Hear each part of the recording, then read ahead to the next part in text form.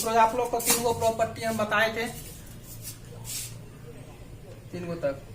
आज उसी में अगला प्रॉपर्टी हम बताते हैं। देखिए इसको, अगला प्रॉपर्टी इसका क्या कहता है।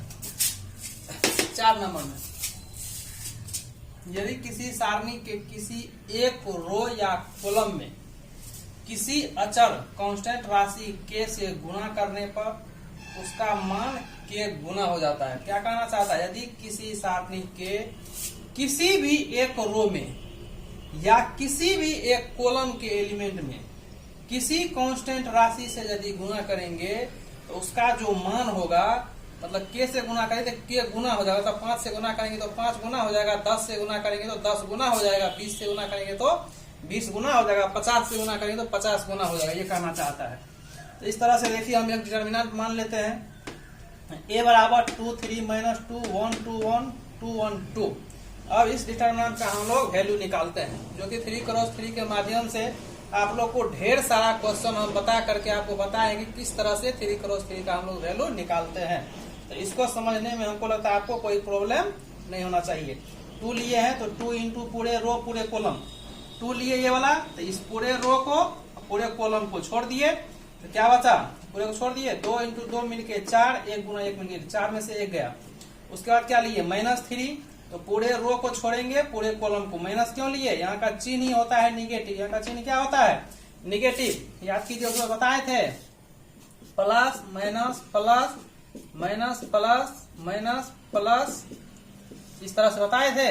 देखिए यहाँ का चिन्ह क्या होता है, निगेटिव, इसलिए यहाँ पे ले लिए -3। तो -3 लेंगे तो पूरे रो को इस पूरे कॉलम को छोड़ देंगे। 1 इंटू 2 मिलके 2, यहाँ पे 2 इंटू 1 मिलके -2, तो 2 - 2, फिर क्या लेंगे -2, यहाँ का चिन्ह होता है प्लस, यहाँ का ये माइनस, तो प्लस और माइनस मिलके -2 इंटू पूरे रो पूरे कॉलम को छोड़ दिए, 1 इंटू 1 मिलके 1 -2 इंटू 2 मिलके 4, 4 में से 1 गया 3, 3 इंटू 2 मिलके 6, यहाँ पे 2 में से 2 गया 0, 0 को गुना करेंगे किसी टर्म से 0 होगा। वहाँ 4 में से 1 गया -3, माइनस माइनस मिलके प्लस, 3 इंटू 2 मिलके 6, तो यहाँ 6 और 6 मिलके कितना हो गया 12। इस तरह से इस डिटर्मिनेंट का वैल्यू निकला 12। अब देखिए आगे क्या कहता है कि किसी भी रो में किसी कांस्टेंट से गुना करने पर, तो अब देखिए ये ए में हम क्या किए, 3 से गुना किए हैं।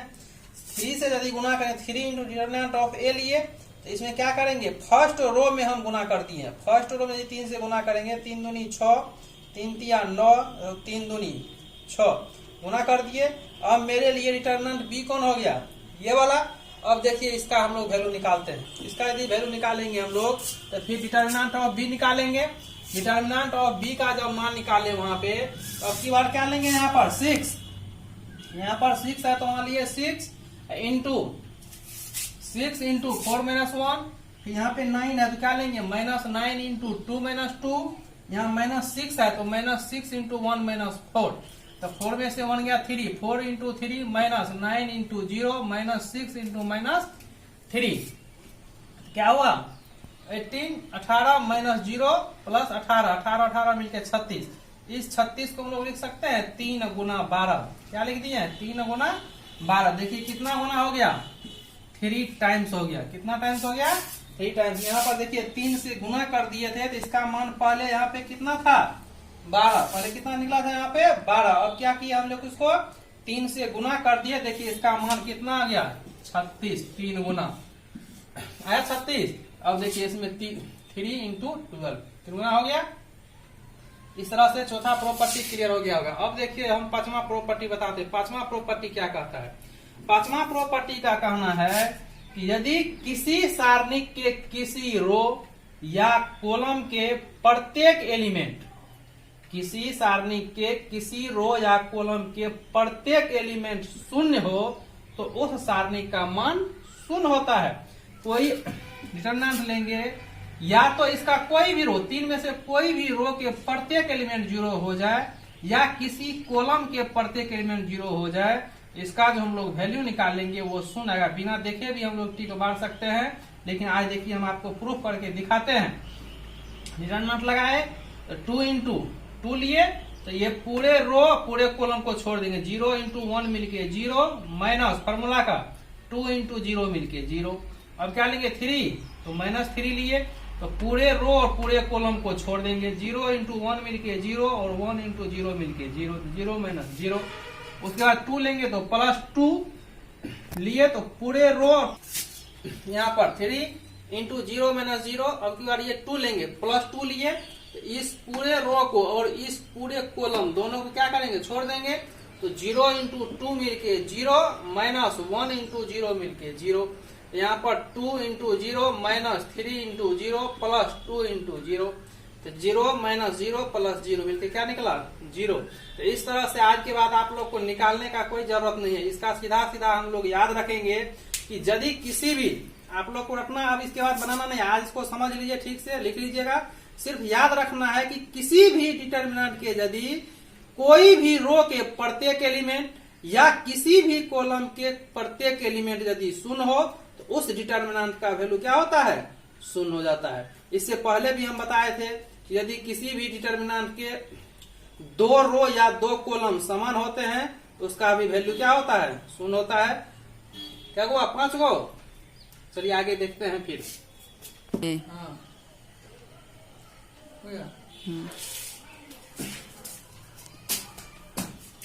5वां का हो गया था। अब छठा प्रॉपर्टी देखिए क्या कहता है। कहता है यदि A बराबर Aij n क्रॉस n, ऐसा है, इसका कोटि है n क्रॉस n का, तथा k कोई अदिश राशि हो तो determinant of k into a बराबर k पर power n into determinant of a, ये होता है पूरा विधिया है। ये ऑब्जेक्टिव के दृष्टिकोण से सीधा सीधा उठा के ये पूछेगा, ठीक है। ऑब्जेक्टिव में सीधा सीधा उठा के पूछता, ऑब्जेक्टिव के दृष्टिकोण से बहुत इंपॉर्टेंट ये क्वेश्चन है, समझ गए। यदि a बराबर कोई मैट्रिक्स है Aij n क्रॉस n का, तो k कोई अदिश राशि हो तो डिटर्मिनेंट ऑफ k a बराबर k पर power n into determinant of a, मतलब k कहां से आया, ये जो चीज पिछले याद कीजिए, पिछले क्लास में लगता है हमको 4-5 क्वेश्चन इस पर करवाए थे।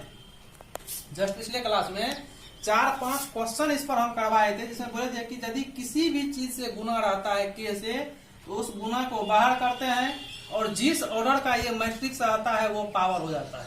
हो गया, इंटू डिटर्मिनेंट ऑफ a हो गया, क्लियर। चलिए अगला कहता है यदि a और b समान कोटि के वर्ग आव्यूह हो, a और b समान कोटि के वर्ग आव्यूह हो तो डिटर्मिनेंट ऑफ ए बी, मतलब a और b को पहले गुना करेंगे, उसका डिटर्मिनेंट लेंगे, वो बराबर होगा किसका, पहले डिटर्मिनेंट ऑफ a निकाल लेंगे, फिर डिटर्मिनेंट ऑफ b निकाल लेंगे, दोनों को गुना कर देंगे तो आपस में ये दोनों क्या होगा, बराबर हो जाएगा। मतलब determinant of a into B बराबर determinant of a into determinant of b होगा। लेकिन कभी कभी एग्जाम में पूछ देता है, कहेगा determinant of a into B बराबर, लिख देगा determinant of b into determinant of a, ये बिल्कुल गलत है, ठीक है। इसको थोड़ा सा ध्यान रखिएगा, ऑब्जेक्टिव में पूछता है, ऐसा नहीं कि यही मार के आ जाइएगा। क्या होता है, determinant of a into determinant of b बराबर determinant of a into determinant of b, clear. अब इस तरह से चलिए अगला प्रॉपर्टी जो बताने जा रहे हैं ये मोस्ट एरिया है। ये थोड़ा सा समझने में आप लोगों को कठिनाई होगा, इसलिए पूरा ध्यान से इसको समझिए, पूरा ध्यान से, ठीक है, तब जाके समझ में आएगा, नहीं तो फिर दिक्कत हो जाएगी। ये देखिए क्या कहना चाहता है, सबसे इम्पोर्टेंट प्रॉपर्टी ये है।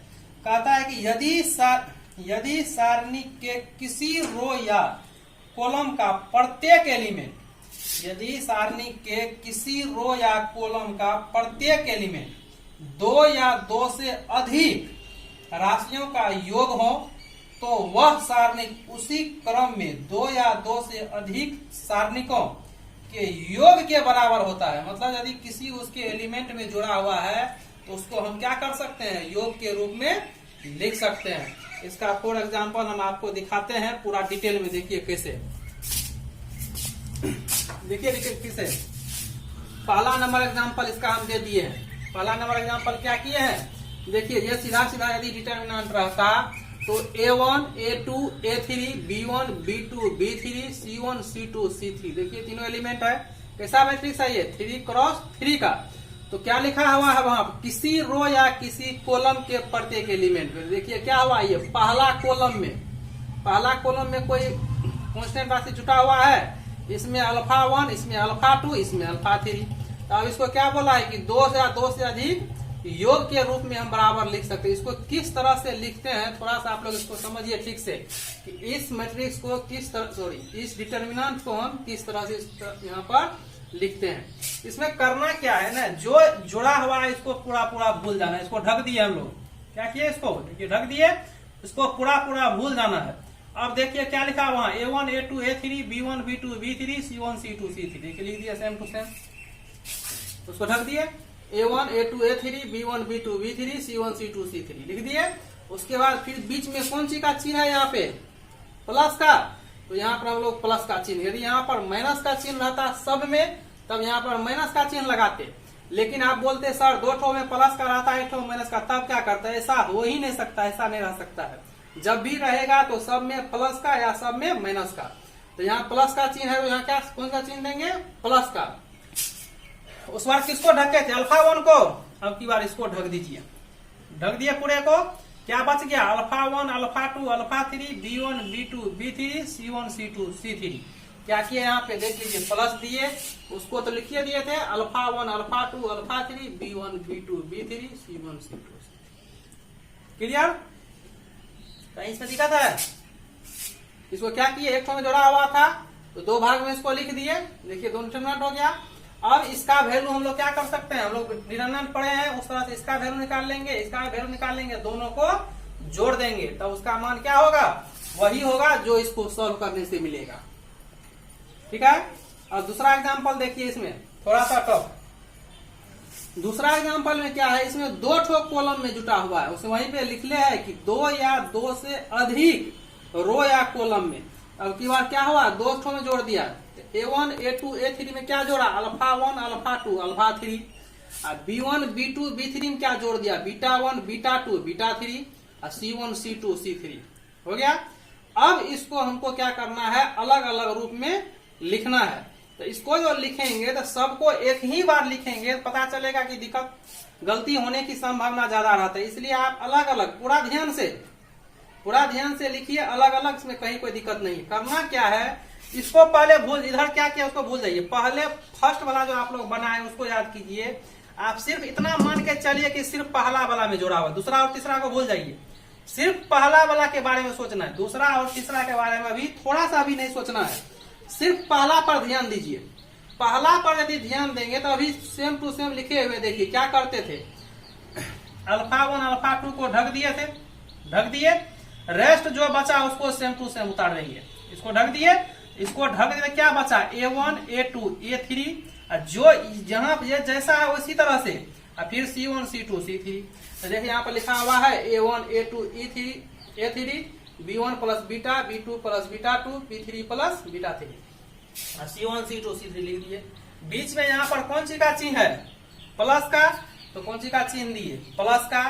अब की बार किसको ढकेंगे, इसको, यहाँ पर क्या किए, इसको ढके थे, अब की बार किसको ढकेंगे, A1 A2 A3 को ढक दिए, क्या बचा, अल्फा 1 अल्फा 2 अल्फा 3, देखिए लिख दिए अल्फा 1 अल्फा 2 अल्फा 3, और रेस्ट जैसा बचा वैसा उतार दिए। क्लियर। तो जिस तरह से एक ठो में जुटा हुआ था तो दो पार्ट में बट गया था, यहाँ पर भी देखिए हम क्या किए थे, एक ये मान के चले कि एक ही ठो में जुटा हुआ था तो दो पार्ट में बांट दिए। अब फिर इस दोनों पार्ट को हम अलग अलग सोचेंगे, इस दोनों पार्ट को। तो पहला पार्ट के बारे में सोचिए, फिर इसके बराबर देंगे, तो पहला पार्ट के बारे में सोचिए, तो पहला वाला में नहीं जुटा हुआ है, तीसरा में भी नहीं जुटा हुआ है, सिर्फ किस में जुटा हुआ है, बीच वाला में। तो बीच वाला में क्या करें, सबसे पहले किसको ढकते हैं, जो चीज जुड़ा हुआ रहता है, तो इस चीज को हम लोग देखिए ढक दिए, तो इसको जब ढक दिए तो क्या बचा, A1 A2 A3 B1 B2 B3 C1 C2 C3, देखिए लिख दिया है A1 A2 A3 B1 B2 B3 C1 C2 C3। अगला फिर कौन सी, प्लस का चिन्ह है, तो यहाँ प्लस का चिन्ह दिया। अब की बार किसको ढकेंगे, B1 B2 B3 को, इस दोनों से कोई मतलब नहीं है, इसको ढकेंगे। रेस्ट क्या बचा, A1 A2 A3 beta 1 beta 2 beta 3, तो बीटा 1 बीटा 2, देखिए बीटा 1 बीटा 2 बीटा 3 दिए, और उसके बाद C1 C2 C3 जोड़ दिए। लिख दिए। तो ये जो टूटा दो टर्म, ये तो सिर्फ इसका ना काम हुआ। ये किसका काम किया अभी? सिर्फ इसका। इसको दो पार्ट में बांट दिए, एक ठो तो अभी बचले है। फिर इसको भी हम लोग देखिए तो इसमें भी जुटा हुआ है बीच वाला में, इसको भी हम लोग तोड़ेंगे। इसको यदि तोड़ेंगे तो फिर वही काम, सेम टू सेम पहले वाला। तो इसको इसका तोड़े तो ये दोनों टर्म मिला, इसको तोड़े तो ये दोनों टर्म मिला। अब फिर यहाँ पर कौन सी का चिन्ह है? प्लस का। यहाँ देखिए कौन सी का चिन्ह दिए, प्लस का दे दिए। उसके बाद पहला और तीसरा तो कुछ नहीं है, यहाँ alpha 1 alpha 2 alpha 3 C1 C2 C, इसको कुछ नहीं करना है। इसमें करना क्या, किसको ढकें? B1 B2 B3 को ढकेंगे। क्या बचा? Alpha 1 alpha 2 alpha 3 B1 B2 B3 C1 C2 C3 बच गया। देखिए उतार दिए ज्यों का त्यों। फिर कौन सी का चिन्ह है यहाँ पे? प्लस का। B1 के साथ ही कौन सी से जुटा हुआ है? प्लस से। तो यहाँ कौन सी का चिन्ह देंगे हम लोग? प्लस का। प्लस दे के अब की बार किसको ढकना है? उस बार तो आप लोग बीटा ढके, तब कर किसको ढकेंगे हम लोग? B1 B2 को। इससे पहले ही बताए थे किसको ढकते थे, इसको। तो फिर किसको ढके? उस बार इसको ढके थे, अब की बार B1 B2 को ढक दिए। क्या बचा? Alpha 1 alpha 2 alpha 3 beta 1 beta 2 beta 3 C1 C2 C3 लिखा हुआ है। Alpha 1 alpha 2 alpha 3 beta 1 beta 2 beta 3 C1 C2 C3 लिख दिए। तो इसको भी तोड़े तो 2 गो टर्म, इसको भी तोड़े तो 2 गो टर्म। टोटल मिला के कै गो टर्म हुआ? 4 गो। इसका मतलब अब देखिए 4 गो सिंगल सिंगल डिटर्मिनेंट में हो गया 3 क्रॉस 3 का। इसका तो आप लोग पहले से इतना क्वेश्चन बना चुके हैं, इतना क्वेश्चन बना चुके हैं, लगता है हमसे भी ज्यादा एक्सपीरियंस आप लोग को हो गया होगा बनाते बनाते। अब तीनों अलग अलग हो गया, आराम से आप लोग इसको वैल्यू निकाल सकते हैं, इसको जोड़ सकते हैं। जोड़ देंगे तीनों को, चारों, 1 टर्म 2 टर्म 3 टर्म 4 टर्म हुआ। क्या टर्म हुआ? 4 गो। 4 गो जोड़ सकते हैं। क्लियर? समझ आ गया? इस तरह से हमको लगता है कि आपको समझ में आ गया होगा। तो आप लोग को थोड़ा सा कल के लिए हम होमवर्क देते हैं घर से बनाने के लिए। यदि आप लोग थोड़ा सा इसको ट्राई कीजिएगा, यदि नहीं बनता है तो फिर हम इसको कल देखेंगे। लेकिन आप लोग, उम्मीद है कि आप लोग इसको जरूर बनाइएगा। अब की बार क्या किया हुआ है? तीनों में जोड़ दिए हैं। तीसरा एग्जाम्पल, पहला दिए थे, दूसरा और तीसरा आप लोग के लिए होमवर्क है। इसमें alpha A1 A2 A3 B1, यहाँ पे क्या है ये? B1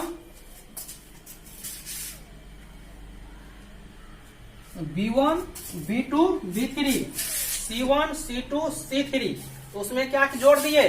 इसमें जोड़ दिए alpha 1 alpha 2 alpha 3 beta 1 beta 2 beta 3 gamma 1 gamma 2 और गामा 3। अब इसमें क्या गामा 1 गामा 2 जोड़ दिए। तो 2 गो तक तो आप लोग पढ़ ही चुके हैं, इस दो गो तक तो आपको बता दिए हैं, सिर्फ तीसरा। तो करना क्या है? सेम टू सेम इसी तरह तीनों के, जिसके बारे में करेंगे पहले, इस दोनों के बारे में तो सोचना ही नहीं है, ये दोनों बारे में नहीं सोचेंगे। इसको सिर्फ लेके चलेंगे। इसको लेके चलेंगे कितना टर्म में टूटेगा? 2 टर्म में टूटेगा। इसको लेके चलेंगे तो फिर इस तरह से, फिर इसको लेके चलेंगे इस तरह से। देखिए क्या टर्म में टूटा? यहाँ पर 4 टर्म में, 1 2 3 4 टर्म में टूटा। और फिर इस तरह से इसको लेके तोड़ेंगे, सब अलग अलग, और फिर सबको अलग अलग तोड़ सकते हैं। तो इस तरह से कल आप लोग थोड़ा सा इसको मेहनत करके इसको पहले समझ लीजिएगा, बना करके तब इसको आप लोग बनाइएगा। और यदि दिक्कत हो कोई तो कमेंट बॉक्स में जा करके कमेंट करें, फिर आप लोग को हम वीडियो कॉलिंग के माध्यम से आप लोग को हम समझाएंगे। यदि ये समझ में आ गया होगा तो आप लोग इसको सब्सक्राइब करें एवं लाइक जरूर कर दें, यदि समझ में आए हैं तो। क्लियर? कोई दिक्कत? फिर आगे का क्लास हम कल देखते हैं। इस तरह से पूरा आपको लगता है समझ में आएगा। कल का क्लास वेरी वेरी इंपॉर्टेंट है। जितना भी हम आप लोग को ये बताए हैं अभी तक में, थ्योरी प्रॉपर्टी लिखा है, इस प्रॉपर्टी का क्या यूज है, हम लोग क्यों पढ़ते हैं, काहे पढ़े, इस डिटरमिनेंट का प्रॉपर्टी का यूज कैसे हम लोग करेंगे, वो कल हम आपको अगले क्लास में बताएंगे। क्योंकि हथियार रखना कोई बड़ी बात नहीं है, हथियार चलाना हम लोग जानेंगे तब समझेंगे कि हमको उसका यूज होता है।